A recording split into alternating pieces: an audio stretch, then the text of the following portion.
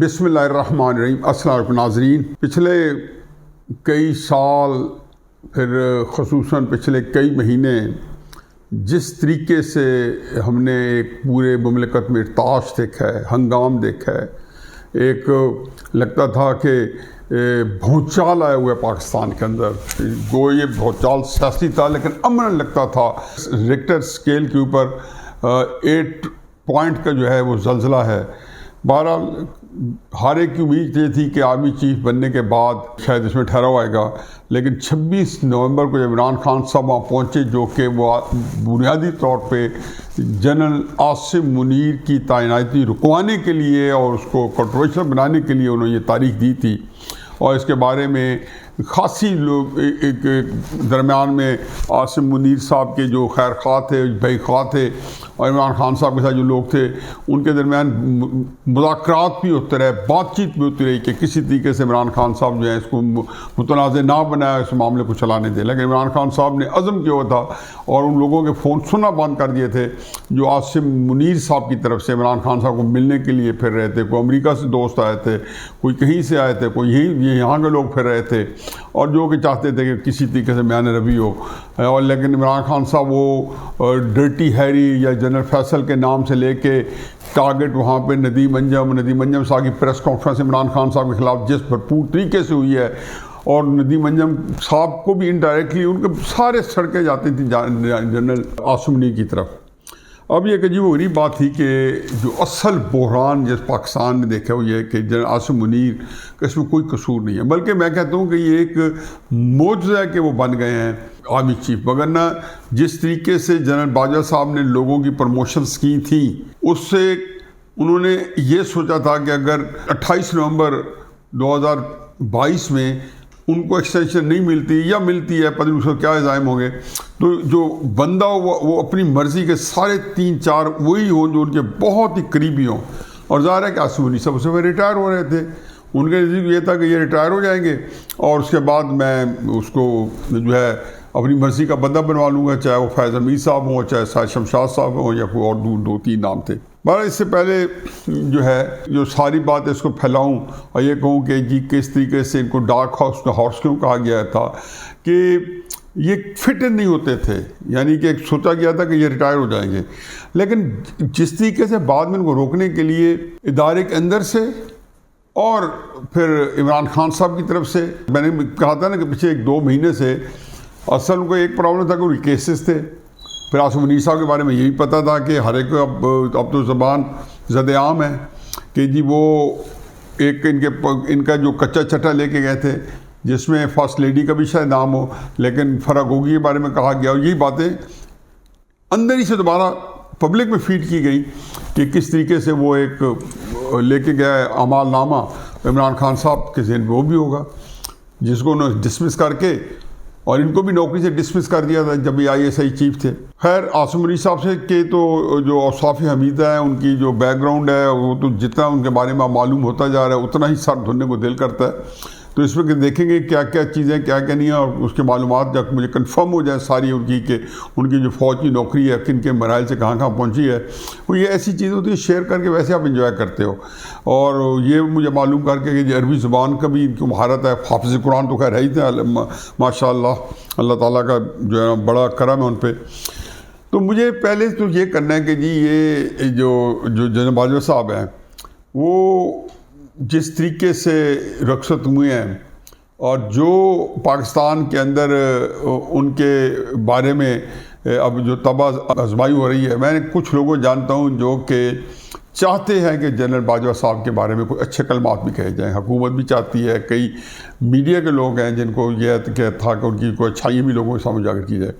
حقیقت یہ ہے کہ مجھے انہوں نے کل اور آج اور پرسوں بتایا ہے کہ ڈھونڈنے سے نہیں ملتی، کیونکہ ان کے جنرل باجوہ صاحب کے جو ریاست کے اگینسٹ جو وارداتیں ہیں یا جرائم ہیں، پتہ نہیں سخت لفظ ہے یا نہیں ہے، یہ سارے جو چیزیں اتنی زیادہ ہے کہ وہ کسی طرح گنتی میں نہیں آتے۔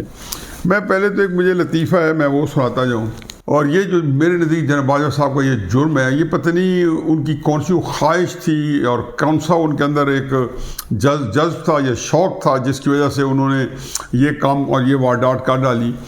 وہ پہلے لطیفہ سن لیں کہ ایک سکھ تھا اور وہ کسی مڈل ایسٹ کنٹری میں نوکری کے لیے گیا اور کافی عرصہ آ نہ سکا، درمیان میں 5-5 4 سال کی گیپ ہو جاتا تھا.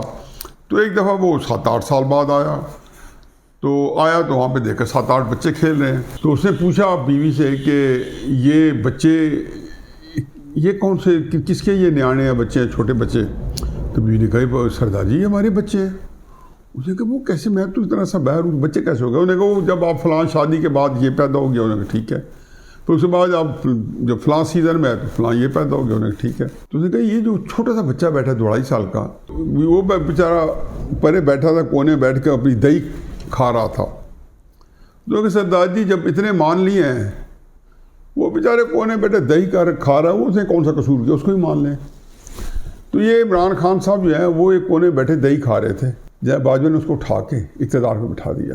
آپ یہ دیکھیں کہ 2010-11 سے یہ سلسلہ شروع ہوا. میمو گیٹ لے لیں، 2 وزیر اعظم پیپلز پارٹی کے جو ہے ہلائے گئے، پھر مسلم نون کی حکومت آ گئی 13 میں.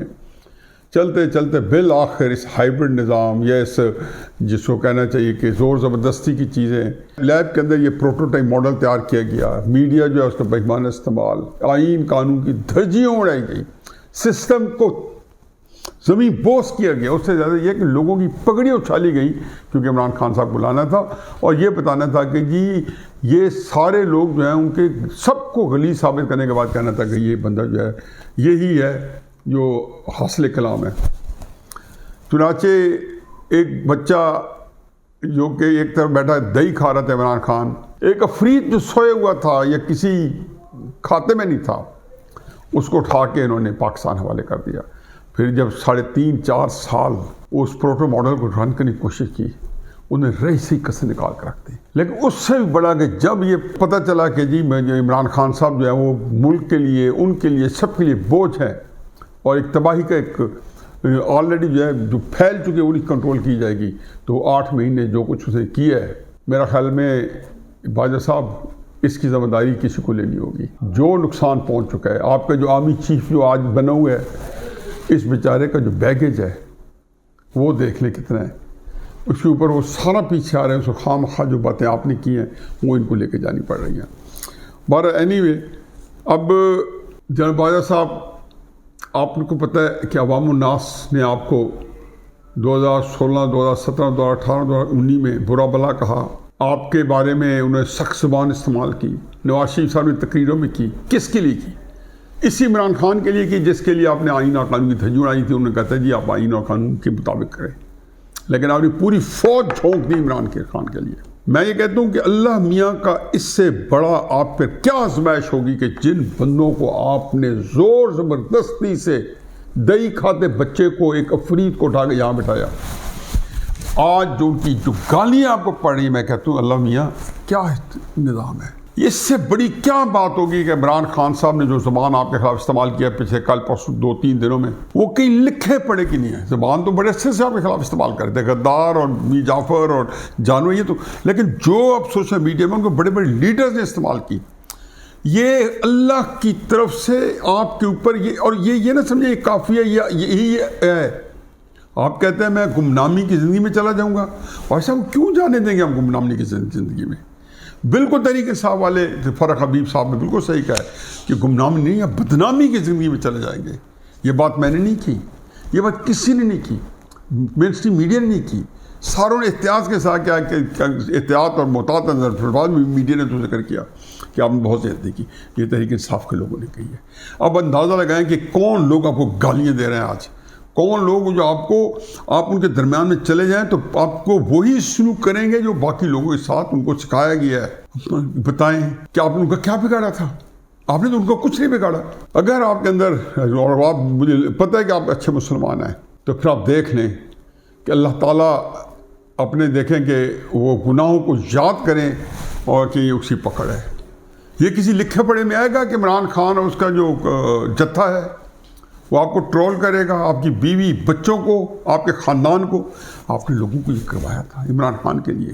آپ نے پورا ادارہ ISI، سوشل میڈیا ISI نے انٹرن رکھ کے اس کو حوالے کیا، مختلف صوبوں کے اندر جا کے حوالے کیا، ایجنسیز کو ایسے بنایا کہ اس کی ورکرز کے طور پہ استعمال کرتے رہے ISI اور کئی ایجنسیز اور باقی اور کئی سارے ادارے نواز شریف کے اقتدار میں میڈیا سے لے کے میڈیا کو جہاں سے پکڑ کے بتایا گیا کہ عمران خان صاحب RTS جو فیل ہوا، ہم نے کہا کوئی ٹی وی ذکر کر نہیں سکتے، کسی نے ذکر کیا تھا کہ RTS فیل ہو گیا؟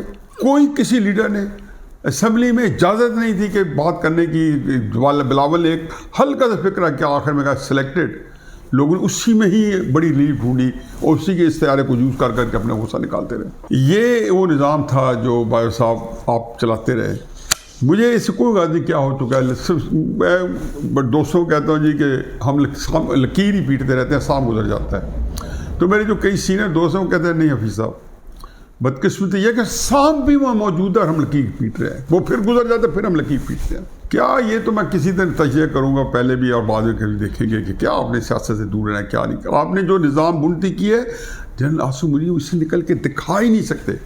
اب جنرل عاصم منیر صاحب کے سامنے جو موضوع ہے، اس کے دو ہی حصے تھے. ایک باجوہ صاحب، اس کے بارے میں روزانہ ذکر کروں گا کیونکہ آپ نے جو گھاؤ لگائے پاکستان کو، ہمیں اور جو پاکستان مملکت کو، یقیناً مملکت جو ہے میں کتنے مہینوں سے سہ رہا ہوں، سال 1.5 سال سے کہ یہ مملکت بچنے والی نہیں ہے. اس نے کیا قصور کیا؟ میں کتنے وقت ہے کہ اس مملکت نے آپ لوگوں کو وزیر اعظم بنایا، آرمی چیف بنایا، چیف جسٹس بنایا. کس طریقے سے یہ چیف جسٹس جو تھا پولیٹیکل ونگ بن گیا تھا، اور یہ سارے وزیر ایسے ٹانگ پہ ٹانگ چڑھا کے chief justice of Pakistan Saqib Nisar کے کمرے میں بیٹھے ہوتے تھے، سامنے بیٹھے ہوتے تھے، لوگوں کے حلقوں میں جا رہے ہیں، کمپین کرا رہے ہیں. اس لیول پہ اس چھوٹے ذلت کی پستی میں اتنے جو ہے گہرائی میں وہ گر چکا تھا. لیکن آپ لوگوں نے کم نہیں کی. آپ کا جو لیفٹیننٹ جنرل اس کو نے ریزائن نہیں کیا، یہ بات نوٹ کر لیں. ان کو بتا دیا گیا تھا کہ حضور آپ کے سامنے راستے ہے کہ یا آپ کو ریزائن کر دیں یا آپ کی گوشمالی ہونی ہے. عقل مند آدمی تھا فیض حمید، ریزائن کر کے، اور ریزائن لکھو نہیں کیا، زبانی ان کو بتایا کہ جی آپ قید میں کر دیتا ہوں، انہوں نے کہا قبول کرو، نکالو. یہ طریقہ کار ہے فوج کا. یاسم منیر صاحب نے جنبش قلم 2-3 کو تو فارغ کر دیا، باقی ان کی لائن لگی ہوئی ہے. لیکن ان کا تحقیقات ضرور ہونی چاہیے. میں 4 5 دن کہہ رہا ہوں کہ محکمانہ تحقیقات ہونی چاہیے، ہمیں نہ بتائیں لیکن ایک سبق ضرور بنا کے جائیں کہ تاکہ اتنے بڑے ادارے کو استعمال کر کے عمران کے آگے دو زانو کر دیا. جو اس کا کیا کام تھا؟ سسٹم کو اندر سے نیچے سے کاٹے. اچھا بھلا ملک چل رہا تھا، $105 تھا، اسٹیبل تھا، سی پیک چل رہا تھا، 100 200 $250 بلین کی انویسٹمنٹ تھی، $60 بلین کی کمٹ ہو چکی تھی، $12-13 بلین آ چکے تھے، 12,000 میگا واٹ بجلی پیدا ہو گئی تھی 3 سال 4 سال میں. ساری چیز ٹیکس جو ہے 2013 سے لے کے 2018 تک ڈبل ہو گیا تھا. 1900 بلین روپے سے ٹیکس 4,000 بلین روپے تک پہنچ گیا. یہ سب کچھ چل رہا تھا. کیا اس ملک نے کیا تھا؟ کیوں آفتاب ڈالی تھی؟ کیا آپ کے لیے اتنی طاقت کافی نہیں تھی کہ 4 سال جنرل کے بعد آپ کا ایک ڈراوے کافی تھا؟ یہی کافی تھا کہ وزیر اعظم کو آپ عزت سے ملتے ہیں اور وزیر اعظم وہ تصویریں شائع کرتے تھے کہ ہمارے آرمی چیف ہم عزت دے رہا ہے. بس آپ کو یہی نہیں پتا تھا کتنی طاقت کافی ہوتی ہے. چنانچہ آپ نے سوچا سے مزید کوئی کٹھ پتلی ڈھونڈی جائے، ایک موہرا ڈھونڈا جائے جس کو میں بوٹوں میں بٹھا کے قوم کو بتاؤں کہ تمہاری اوقات یہ ہے کہ میں الیکٹڈ لیڈر جس کو میں بوٹوں میں بٹھائے وہ تمہارے پہ حکمرانی کر رہا ہے. لیکن سبق نے ثابت کیا کہ غلط تھے. اب سوال یہ ہے کہ جنرل عاصم منیر صاحب کہاں کھڑے ہیں، کرنے کی کیا کام ہے؟ ظاہر ہے کہ اس وقت میں ایک بندہ بھی نہیں جانتا ہوں اور مجھے خود بھی نہیں پتا کہ کون سا راہ عمل جو ہے وہ درست ثابت ہوگا. یہ تو مجھے پتہ ہے کہ عمران خان صاحب نے جو نیا شوشہ چھوڑا ہے اس کو پھر ایک جو سکون قوم کو مل رہا تھا اس میں پھر ہجان آ گیا. قطع نظر کہ عمران خان صاحب ریزائن کریں تو بھی مریں گے، نہیں کریں گے تو بھی مریں گے، وہی چھوڑ دیں عمران خان صاحب کہ آپ ان کے لیے کوئی فیس دیں گے. لیکن آیا اس طرح کی کام کر کے پاکستان آگے بڑھے گا؟ نہیں بڑھے گا. ہم اسی جگہ پہ ایک دوسرے کے ساتھ جو ہے نا دست وغیرہ پا رہیں گے. اور پھر اب کیا ہے جی، عمران خان صاحب کے مقدمے چلنے چاہیے. میں نے پہلے کتنی دفعہ کہا ہے، میں حقیقت بتا دوں آپ کو کہ ریاض ملک صاحب اور فرق ہوگی، یہ اپروور بنیں گے، یہ وعدہ معاف گواہ بنے گے عمران خان صاحب کے. اور عمران خان صاحب اس وقت کچھ نہیں کہہ سکے گا کیونکہ ان لوگوں کے بارے میں وہ ان کی گواہی دے چکا ہے کہ یہ لوگ نیک لوگ ہیں. ان کے لیے وہ بڑے بڑے سٹینڈ لے چکا ہے. وہ ہر کرپٹ آدمی کی ایک دفعہ گواہی دے چکا ہے. اور پھر آصف منیر صاحب کو پتہ ہے کہ اوپن اینڈ شٹ کیس ہے. عام حالات میں تو کسی نے کیا تو راجہ سکندر کی طرح گالیاں دینا شروع کر دے گا، اثر کوئی نہیں ہوگا. راجہ سکندر نے بھی نااہل قرار دے دیا، وہ اور بھی کر دیں گے، تاحیات نااہل ہو جائیں گے اور جیل بھی چلے جائیں گے. یہ ججوں کو گالیاں دیتے رہیں گے، ججز بھی ان کو نااہل کر دیں گے، کچھ نہیں فرق پڑے گا. لیکن اگر فرا گوگی اور ریاض ملک جو ہے اپروور بن گئے تو تحریک انصاف کا جو اپنا بندہ وہ گر جائے گا. تحریک انصاف کا اپنا بندہ ابھی بھی گرا پڑا ہے، ابھی بھی اندر سے ان کو پتہ ہے کہ یہ ساری چیزیں ہماری ٹھیک نہیں جا رہی. انہیں پتہ ہے کہ 26 نومبر کو ہم پوری طرح فیل ہوئے ہیں، ناکام ہوئے ہیں، لوگ نہیں نکلے. ان کی فرسٹریشن ہے. ان کا یہ خیال ہے، اور بالکل ٹھیک خیال شاید ہو، کہ یہ الیکشن جیت جائیں گے. لیکن الیکشن کے لیے اب آصف منیر صاحب اگر وہ اے پولیٹیکل ہو جاتے ہیں، جو کہ ہونا بھی چاہیے. اس وقت وہ کہتے ہیں سکن کیا ہوا ہے سارے کے سارے نظام کو. باجوہ ڈاکٹرن نے وہ باہر بیٹھے تو عمران خان صاحب کو تھوڑی سی اسپیس مل گئی تو ان کو اب باجا بجا کے رکھ دے گا. وہ یہ سمجھ رہا ہے کہ شاید میرے پریشر میں یہ کریں گے، یہ کر رہے ہیں، یہ کرنا چاہیے. وہ اپنے طور پہ سمجھیں گے چلو ہم غیر سیاسی ہو جائیں تاکہ پچھلی دھبا دھل جائے. لیکن پچھلے دھبے کے لیے جہاں سے بیماری ہوئی تھی، کہتے ہیں نپ دا ایول ان دا بڈ، جو جڑ جہاں سے شروع ہوئی تھی، جہاں سے یہ پھلی پھولی ہے، وہ تو تھا 2011 کا سال، وہ تو 12 کا سال تھا، 2013 کا سال تھا. اربوں ڈالر آئے جو تھے عارف نقوی کے، وہ تو 2012 2013 میں آئے تھے، 2014 میں آئے تھے، 15 میں آئے تھے، 16 17 میں، اور پھر اقتدار آیا تھا. ان کو انڈو کرنا، اس کے لیے حکومت کو اسٹرانگ کرنا. باجوہ نے ایک اور جرم کیا کہ عمران خان کو سزا نہیں دینی تھی. وہ خیال تھا کہ عمران خان کو دکھا کے میں ان سے اپنی منمانی کروا کے اپنی لے لوں گا ایکسٹینشن یا کچھ اور جو ہے واردات ڈالوں گا. اتنے میں عمران خان صاحب بھی آپے سے بہ، اور پی ڈی ایم بھی. اب پاکستان اگر گھل جائے یا اللہ نہ کرے جو حالات ہماری جس طرح ہیں، کوئی ہمیں خاطر خواہ نقصان ہو گیا تو پی ڈی ایم بھی اسی دوزخ میں. تو کہتا تھا نا اس دفعہ جو جا رہے ہیں باجوہ صاحب ہمارے ساتھ دوزخ میں ہوں گے. ہمیں آپ نے 70 سال دوزخ میں رکھا ہے، اس دفعہ آپ لوگ سارے ہمارے ساتھ دوزخ میں ہوں گے. لیکن جنرل آصف منیر صاحب کا تو قصور نہیں ہے، جنرل ندیم انجم کا تو قصور نہیں ہے. یہ بیچارے تو بے موت، یہ تو صرف آپ کے کرتوتوں کی وجہ سے پھنسے بیٹھے ہیں. میں اسلام آباد تھا، مجھے پوچھتے تھے جتنے لوگ ان کے متعلقین تھے کہ جی کوئی ہمیں آپ بتا یہ کہہ رہے ہیں فلاں فلاں کی کہہ رہے ہیں. وہ ہر بندے سے دیواروں سے پوچھتے پھر ہیں کہ کیا حال ہے اس ملک کو جو پھنسا ہوا ہے. انہوں کو پتہ ہے کہ عمران خان صاحب کے جو عزائم ہیں اس کے اندر نیت کا فطور ہے، اور وہ اس کے لیے پہلی پرائرٹی یہ ہے کہ ابھی بھی وہ کہتے ہیں میں مطلب ہی نہیں اس فوج سے یا لوگوں سے کہ جو یہ واردات ڈالی ہے، اور میں ساتھ یہ جو ہے اقتدار بھی لوں اور پھر یہ بھی کروں. تو میرا اپنا خیال یہ ہے کہ بالکل عمران خان صاحب کو فیئر ٹرائل ملنے چاہیے. صرف میری گزارش ہے عدلیہ سے اور اداروں سے کہ جلدی کرائیں کہ جو اس کا کرنا ہے مہینے کے اندر اندر. ریاض ملک صاحب کو یہاں پاکستان تو باہر رہ نہیں سکتے، ان کو آنا ہے. فرا گوگی سے بھی نیگوشیشن کر کے انہیں بتایا جائے کہ یہ آپ کی زندگی جو ہے نا وہ عذاب جان ہو جائے گی. آپ کو بتا دیں کہ کیا کیا جرائم کیے ہیں، کن کن میں ہیں، آپ کے یہاں گواہی دے دیں، اور عمران خان صاحب کو قرار باقی سزا دے دیں. اگر ان کو بلیک اینڈ وائٹ کیسز میں تو بالکل آئین کے آرٹیکل 10A کے مطابق فری فیئر بغیر کسی پریشر کے ٹرائل ملے. کچھ کہتے رہیں تایا نہلی اگر جیل جاتے ہیں تو دیکھو ہر بندے کو اپنے گناہوں کی سزا ملتی ہے اور اپنے کارناموں کی. اور میں ابھی تو ان کو لیتے نہیں ہوں جو انہوں نے تعین کرنا یا اس کو گرفت کرنا مشکل ہے، جو انہوں نے ریاست کے خلاف جو وارداتیں کی اور ریاست منہ کے بال اوندھی پڑی ہے. لیکن جو قومی خزانے کو اربوں ڈالر روپے کا نقصان پہنچا ہے یا انہوں نے غیر قانونی ذرائع سے پیسے کے حاصل کیے ہیں، اور ان میں سے اکثر پیسہ یوں لگتا ہے پاکستان کے خلاف استعمال ہوا ہے. تو جنرل آصف منیر صاحب کرنے کا کام پہلا یہ ہے کہ آپ پاکستان کے ریاست کے اندر جو ناسور پکے ہوئے ہیں اس کا آپریشن ضروری ہے.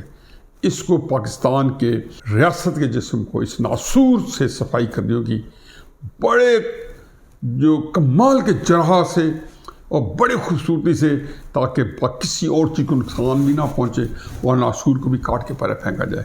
اگر یہ نہ کیا تو پھر پاکستان کو جب سے کریں گے تو یہ ناسور جو ہے اس کے تو کوئی 2-2.5 ہزار جڑیں ہیں کینسر بن کے یہ پاکستان کو کیا. پھر تو آپ سمجھیں کہ آپ کی اپنی بقا اسی میں ہے. کہ عمران خان صاحب کے بارے میں بالکل کلیئرٹی کے ساتھ بتا دیں کہ جو کرنا ہے مہینے 2 میں کریں، جو وقت اب جو ہے آپ لوگوں کے پاس نہیں ہے، گھڑی جو ہے آپ کے خلاف چل رہی ہے۔ اگر 8-9 مہینے 10 مہینے میں الیکشن ہونے ہیں تو اس سے پہلے عمران خان صاحب جو ہے ان کا نظام جو ہے بنتی ہو جائے۔ باقی پھر دیکھیں، کوشش کریں کہ اپنا آئین اور قانون کے مطابق زندگی گزاریں، کیونکہ اگر آج اس ملک میں کی تباہی بربادی کا نوع ایک ہے کہ 70 سال میں اس کو نظام سے محروم کرنے کی ہر واردات کی ہماری افواج پاکستان میں ہر طاقت استعمال کی ہے اس کو آئین اور نظام سے محروم رکھنے کے لیے۔ آج اس لیے یہ منہ کے بلوند ہے، اسی لیے عمران خان جیسے نمونے ہمارے سروں پہ سوار ہو گئے ہیں۔ امید ہے کہ آج اگر صفر سے ہم شروع کریں تو ہو سکتا ہے کہ اگلے 60-70 سال بعد ہمارے پاس بھی ایک نظام ہو، اور ہم بھی پھر چین اور انڈیا کی طرح کہہ سکیں کہ ایک مستحکم نظام کے تحت پاکستان جو ہے وہ اس کا ایک فیوچر بن گیا۔ ہماری تو عمریں پوری ہو گئی ہیں، جو بچے ہمارے سامنے بیٹھے ہوتے ہیں جو 20-20 25-25 30 سال 35 سال کے نوجوان ہیں، ہو سکتا ہے کہ اپنی زندگی میں یہ پاکستان کو ایک خوشحال اور مضبوط اسلامی ملکت دیکھ پائیں۔ وما علینا الا البلاغ۔